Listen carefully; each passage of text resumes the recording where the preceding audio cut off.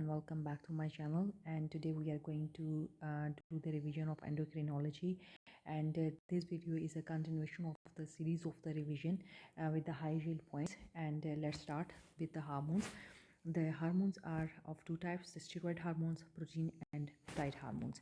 But there is another type which is known as amino acid uh, derived hormones, and the most important amino acids are the tryptophan and tyrosine. The hormone which is derived from the tryptophan is the melatonin, which is released from the pineal gland. The hormones which are the tyrosine derivatives, they includes the thyroid hormone and the catecholamines, which are released from the adrenal medulla. Now let's continue with the protein and the peptide hormones. These are the hormones from the hypothalamus, the pituitary gland, pancreas and parathyroid glands. They are hydrophilic, and the receptors are on the outer surface of the cell, such that the intracellular actions they are exerted by the secondary messenger cells such as the CMP. They are mostly G-coupled receptors protein, which are called the GPCRs, and they productions lead to the production of the second messenger, which is a CAMP or the inositol triphosphate, which in turn activate the intracellular kinases protein A and C. The other group is the steroid hormones, and they are the derivatives of the cholesterol, and they are secreted from the adrenal cortex, ovaries, testes and the kidneys. And the plasma transport involves the binding to a specific transport proteins and albumin. They have the long half-lives, and the steroids are and the thyroid hormones are hydrophobic. Receptors are mainly intracellular. Let's continue with the hypothalamic pituitary axis. Pituitary gland, it is divided into anterior pituitary and the posterior pituitary. Anterior pituitary gland, it is also called as the adenohypophysis, and the most important hormone the prolactin is released from the anterior pituitary gland, and this prolactin, it increases with the sleep, and it is produced with the lactotrophs, which increases to which is composed or comprised of the 10 to 15% of the cells of the anterior pituitary gland. And prolactin is a single chain protein and has 199 amino acids. And the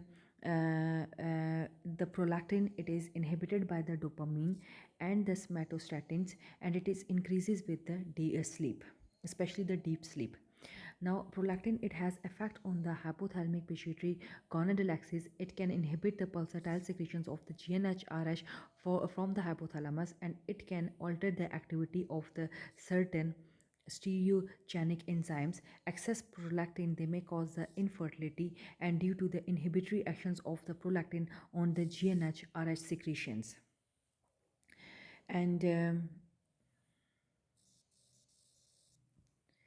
prolactin product in the maternal decidua that is not under the dopaminergic control. Breastfeeding, it requires 2950 kilocalories per day, and the alveolar morphogenesis during the pregnancy is due to the progesterone, prolactin and the human placental lactogen, and whereas the ductal morphogenesis, it is caused by the estrogen and growth hormone. The gamergoline dopamine agonist, they are the drugs which are used to inhibit or to decrease for the prolactinomas. But the most important thing which is important here are the prolactinomas, because they are the most common cause of the hormonal secreting tumors, and they are mostly benign. They are divided into two: the microprolactinomas, which are less than 10 mm, and the macroprolactinomas, which are more than 10 mm. And how to treat them? The dopamine agonist drugs are the first line, which the first is the gabapentin or the bromocriptine. Now, the next hormone, which is very important, which is released from the anterior pituitary gland, is the growth hormone. And the somatotrophs are the cells which are comprised of the 40 to 50% of the cells of the anterior pituitary gland, and it is also a single chain amino acids and has 191 amino acids, and their highest peak during their deep sleep. And the adult man, it has 5 pulses per day. They are more released in the childhood, and their half life is 20 minutes. And the acromegaly is due to the exposures of the high levels of the growth hormones before the fusion of the epiphyseal plates results in the gigantism. This is very important SPA. And stimulation of the excessive amount of the insulin like growth factor. GnRH is a decapeptide adenoma. It increases the excretions, lead to the acromegaly. And prognathism and acromegaly, they are very common symptoms of the gigantism.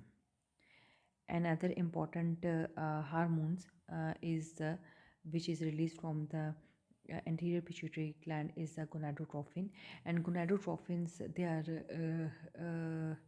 FSH, LH, and the HCG, and they are the glycoproteins, and the weight is 30 kilo daltons. And LH and FSH, they are released from the gonadotrophs, which are cells composed of the 10 to 15% of the anterior pituitary gland, and they are also the G protein linked proteins. Now, these hormones, they are going to act over the ovaries and the testes. In the testes, what happened that there are the Leydig cells and there are the Sertoli cells.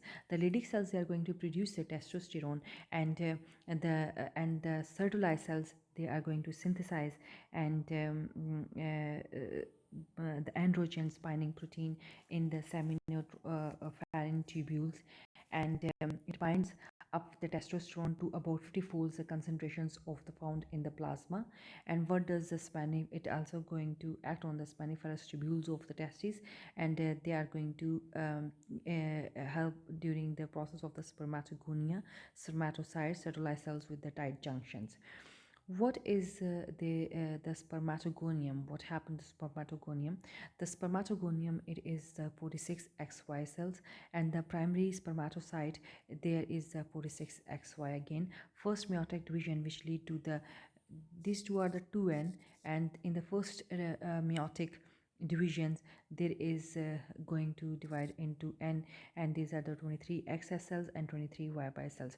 What happens in the secondary, which are also called as the secondary spermatocytes, and then a second meiotic division occurs, which convert them to the spermatids and convert them into 23X, 23X, 23Y, and 23Y, and then they are going to form the mature spermatogenesis, which occurs mature sperms, and this whole process is called as the spermatogenesis, and this occurs in 9 to 10 weeks. Now, these gonadotrophins hormones, they are going to act on the ovaries as well.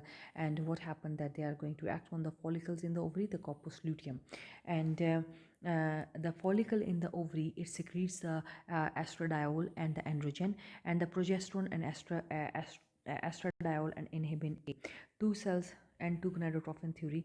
The theca cell expresses CYP21, which encodes for the enzymes necessary for the androgen productions, and only the granulosa cells, they contains aromatases, and these both cells are essential to produce all the steroids.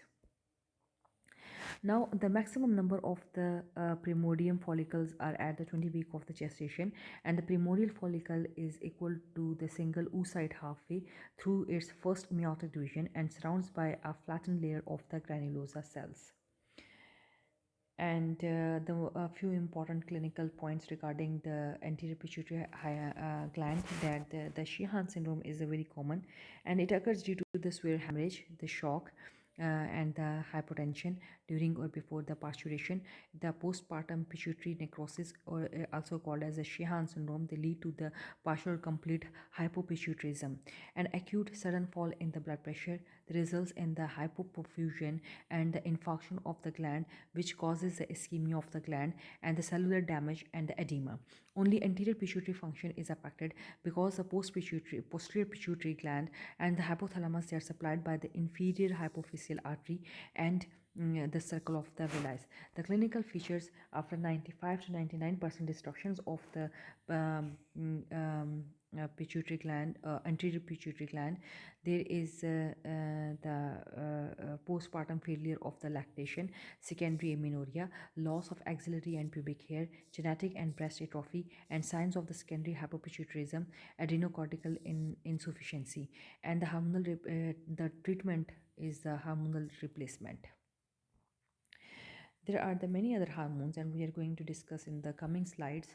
And let's move towards the posterior pituitary gland, which is also known as the neurohypophysis. We have discussed that as it is supplied by the inferior hypophyseal artery and the circle of the villus, so it is less likely to be damaged during the postpartum hemorrhage. And from the posterior pituitary gland,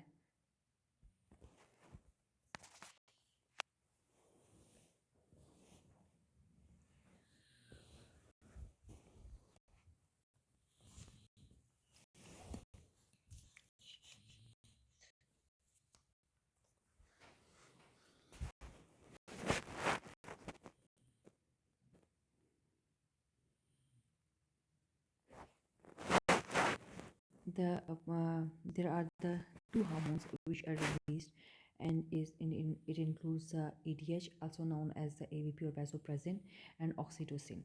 The ADH, it is mostly secreted in or formed in the supraoptic nuclei, and oxytocin in the paraventricular nuclei.